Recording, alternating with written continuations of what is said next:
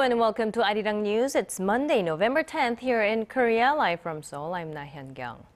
We begin with news coming out of the inter-Korean border. The South Korean military says it has fired more warning shots across the border with the North earlier in the day.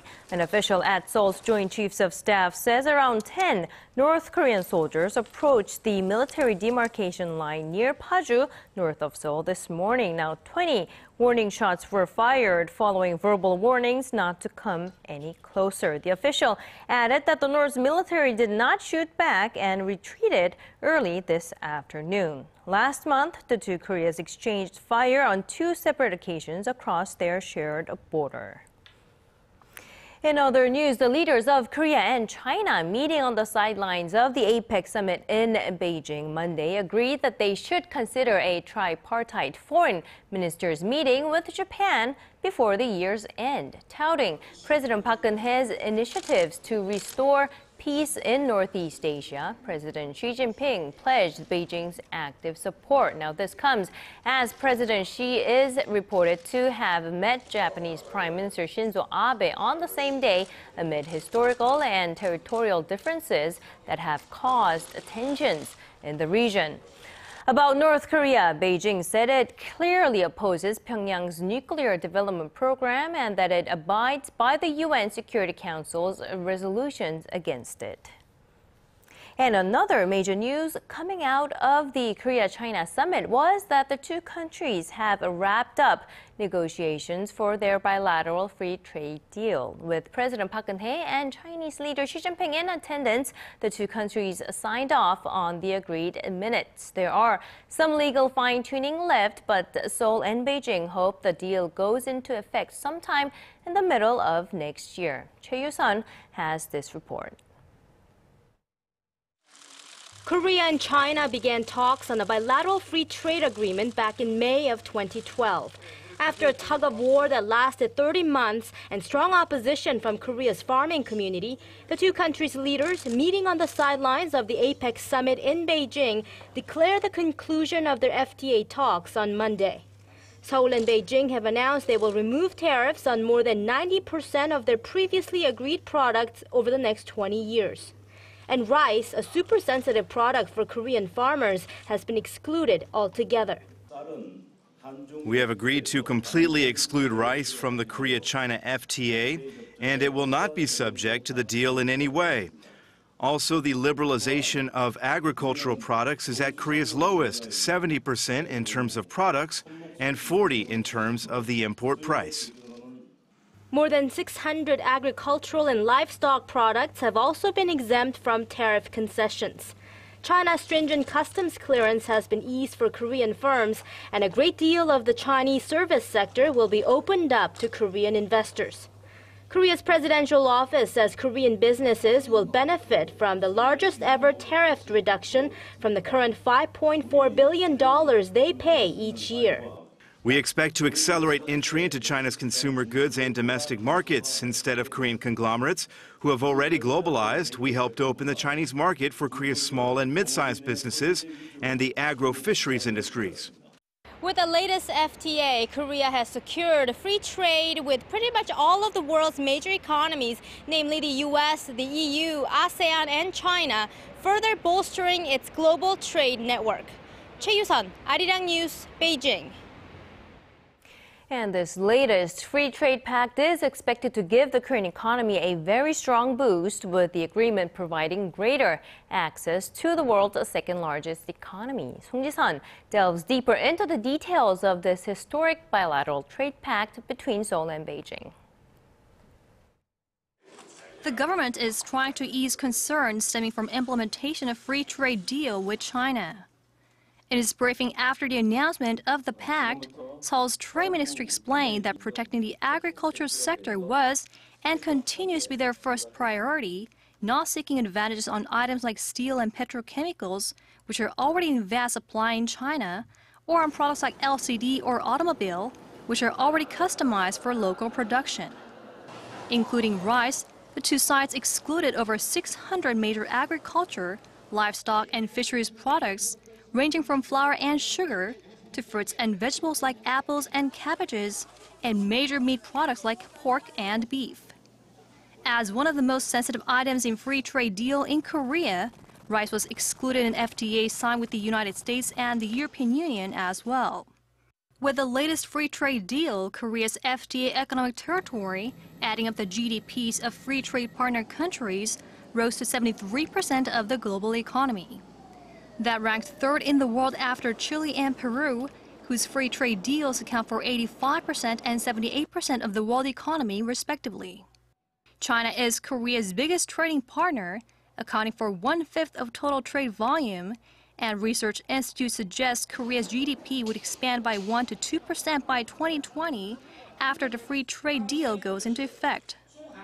Seoul wants to boost bilateral trade volume between the two countries to $300 billion next year, which could help achieve the government's goal of reaching a GDP per capita of $30,000. 송지선, ARIRANG News. And shifting back to the APEC summit in Beijing, analysts say China, as the host nation, will be using this opportunity to promote itself as a regional power. And our Kim Young-gil looks into how Beijing might be keeping another superpower, the U.S., in check. Chinese President Xi Jinping has laid out his vision to lead the Asia-Pacific region, both economically and diplomatically. At the top of Beijing's agenda for this week's APEC summit is the Free Trade Area of the Asia-Pacific, or FTAAP. It's part of China's vision to consolidate and simplify the numerous free trade agreements within the region. China hopes to use this week's APEC summit as a venue to study and discuss the costs and benefits of the FTAAP, and would like to see it mentioned in the final draft of the summit's communiqué. Some Chinese experts view the FTAAP as a strategic move to counter the U.S.-led 12-Nation Trans-Pacific Partnership, or TPP, which excludes China. Washington has made implementation of the TPP a priority in expanding trade in the region. On top of the FTAAP, China will also be pushing its vision to set up the Asian Infrastructure Investment Bank, which has been likened to China's version of the International Monetary Fund. The AIIB, to be established by the end of next year, will help finance infrastructure development in the Asia-Pacific region with an authorized capital of $100 billion. On the diplomatic side, President Xi Jinping held summit talks with Japanese Prime Minister Shinzo Abe on Monday. Ties between the two countries have soured in recent months over historical and territorial disputes. But Beijing's relations with Moscow appear to be moving in an opposite direction, as the two grow closer, especially economically, with plans to co-develop natural gas projects worth some $400 billion. China's moves over the course of the coming days are being seen as an attempt to promote its economic and diplomatic rise and its role as a counterbalance to the United States.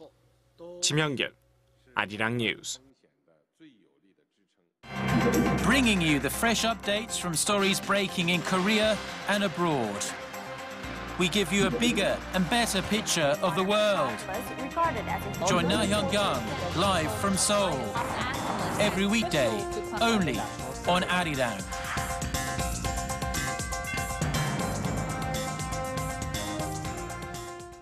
Now, ever since North Korea's release of 2 American detainees over the weekend, the question of why has been on people's minds. ARIRANG's Connie Kim spoke to experts in Seoul for their thoughts about Pyongyang's true intentions. North Korea's surprise release of 2 American detainees is raising questions about Pyongyang's intentions.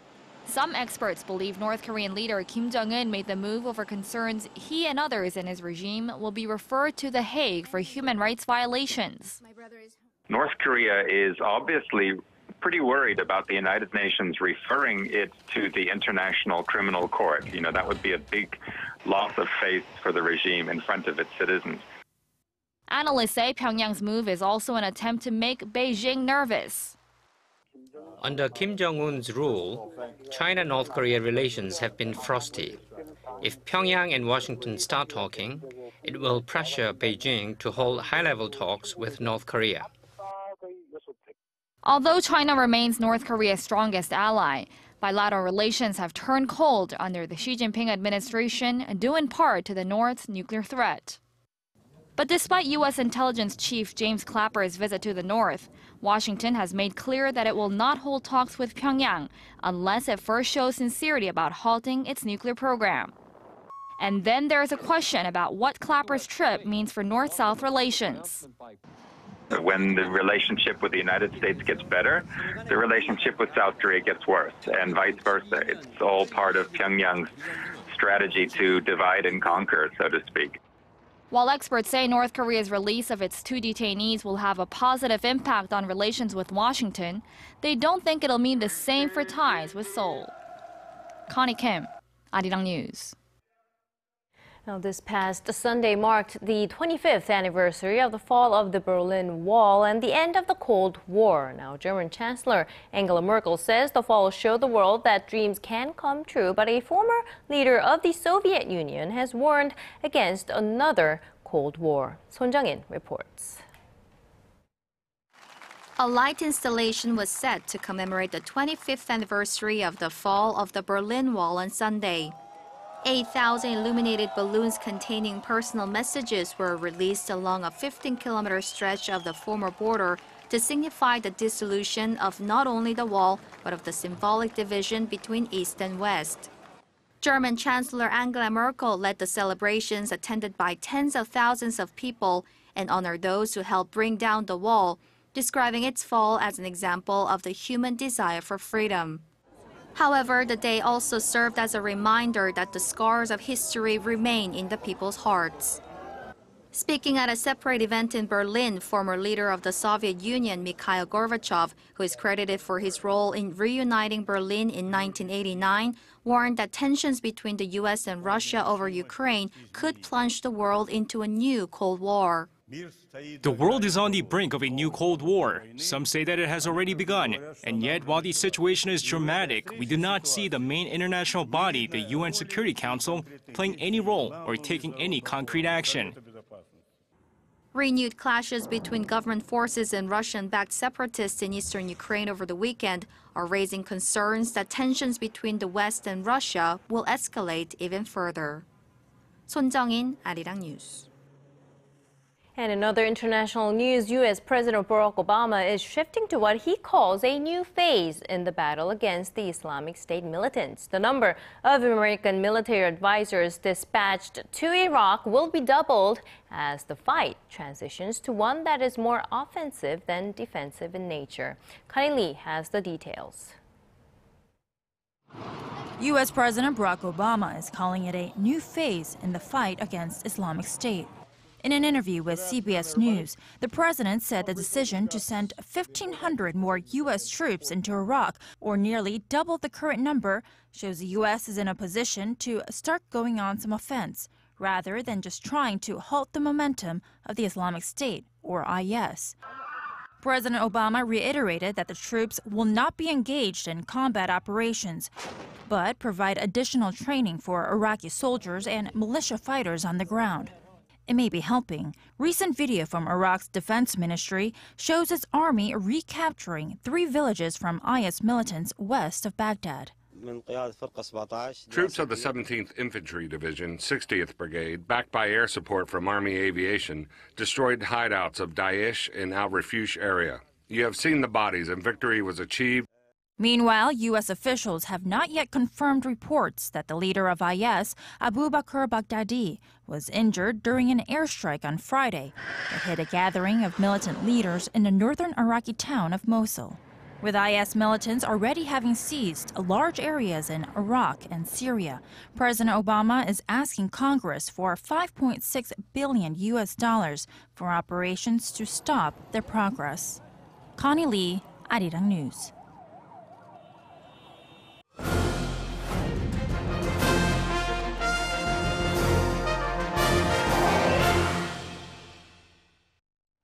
Now, for this week's Industry Insight, we take a look at the steel industry. Now, it is, after all, one of Korea's major export items, with outbound shipments accounting for more than half of the country's GDP. But it's no longer news that the country's leading steelmaker, POSCO, is losing ground in the global market.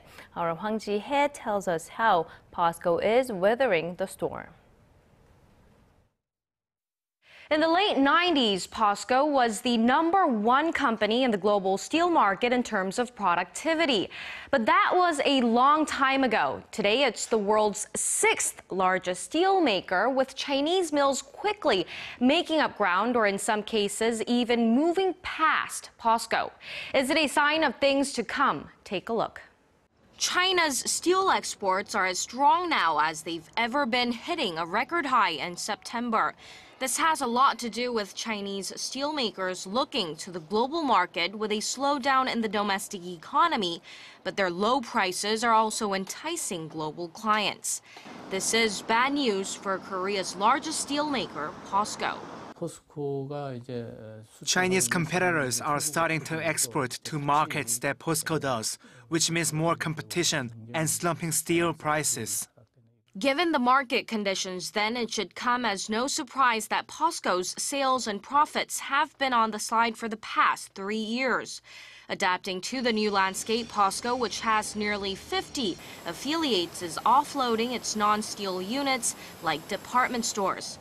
But analysts say such a strategy cannot be a cure-all for POSCO. POSCO should expand its marketing network and strategic alliances with its customers to innovate its steel products by cooperating with its customers. In fact, the Korean steelmaker is already doing that, calling it strategy solution marketing. POSCO has pledged to contribute to the development of its customers by introducing products that cater specifically to their needs. For example, by teaming up with French automaker Renault, POSCO developed high-strength but lightweight steel products for Renault's new hybrid car, leveling the playing field against cheap but lower-quality steel from China. Hwang Ji-hye, ARIRANG News.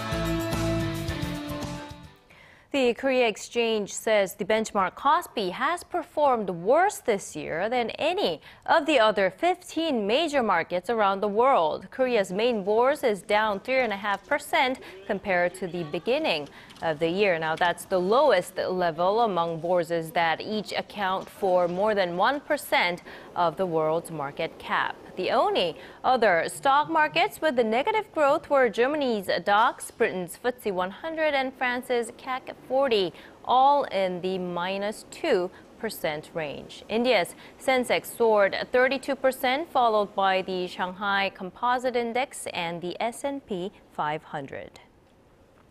Now, there may be a couple of reasons why foreign investors are selling shares of Hyundai Motor. One of them, most likely, being the firm's recent decision to spend billions on a plot of land in Seoul. Kim Ji-yeon has more. Foreign investors are increasingly selling their shares in Hyundai Motor on worries that Korea's largest automaker is not focusing on profitability at a time it is losing its price competitiveness against its Japanese rivals. Data from the Korea Exchange shows foreign investors' holdings in Hyundai Motor dropped to 44.4% in November, its lowest point in 4 months. The foreign flight has been apparent since September, when the company bought a plot of land in downtown Seoul for 3 times its appraised value. During the 1.5-month period, foreigners sold nearly $460 million worth of Hyundai shares, causing the market value of the company to slump 20% to just over $31.4 billion. Apart from Hyundai's controversial land buy, what really had foreign investors running for the hills was the automaker's falling earnings performance during the April to September period. Operating profits plunged more than 15% from the same period last year to $3.4 billion. Watchers say Hyundai Motor is struggling to compete against Japanese automakers, which have been buoyed by Tokyo's expansionary monetary policies that have weakened the yen.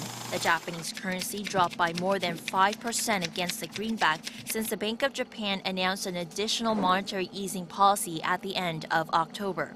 During the April to September period, operating profits for Japan's largest automaker, Toyota, jumped nearly 8% to $11.8 billion. Kim Jeon, ARIRANG News. In 2015, the Korean government will provide roughly $280 million to major international financial institutions, one example being the World Bank. That total is up slightly from this year's contribution of $275 million. Now, the Finance Ministry says around $36 million will go to the World Bank, raising Korea's share in the institution to over 1.5% by the year 2016, up from 1% in 2010. While that will give Korea a stronger say in international financial circles, pundits warn it could also hurt the country's financial health. In other news now, with the spread of social networking services online, companies now have many more options for advertising. Gone are the days of TV or newspaper ads. Now, YouTube marketing is where it's at. Our Kim Min-ji reports on why analysts think this one particular method could be more effective and engaging. Viral frenzy. Korea's distribution industry is taking its marketing campaigns online, and they're getting funnier and more sensational. This video featuring a fashion brand's fall and winter collection got 1.9 million views in just the first 2 weeks after going on YouTube. YouTube marketing allows us to better deliver the story and concept of our brand. We can also check out instantly who is interested in our products, and the popularity of the ad leads to increased sales. Paldo, a local food and beverage company, saw sales of its traditional rice drink Shikhae jump 35% after the release of an online ad, which it says allowed them to reach a larger consumer base. In some cases, it's not just about sales and numbers. This campaign of an online shopping mall, for one, looks to rebuild its image with a thank you message to postal workers. Some people have a negative view about shopping advertisements, saying that it promotes spending. However, we actually see it as a way of linking people. We wanted to show our philosophy through the ad. YouTube and other popular internet sites have become a favored marketing tool among companies. Unlike conventional TV ads, online advertisements are relatively cheap, can offer context, a sense of immediacy, and personalization all at once. Industry watchers say although it costs less to produce these advertisements, the positive effects can be greater as the company gets its message out to a wider audience, especially if it goes viral. And the craze has boosted growth in the online ad market, particularly the mobile sector. Last year, the mobile advertisement market was valued at nearly $400 million, more than a five-fold increase from 2011. That makes up about 4% of the total domestic ad market. And with the exponential growth in the use of smart mobile devices, watchers say it's a market that is sure to get bigger. Kim Min-ji, ARIRANG News.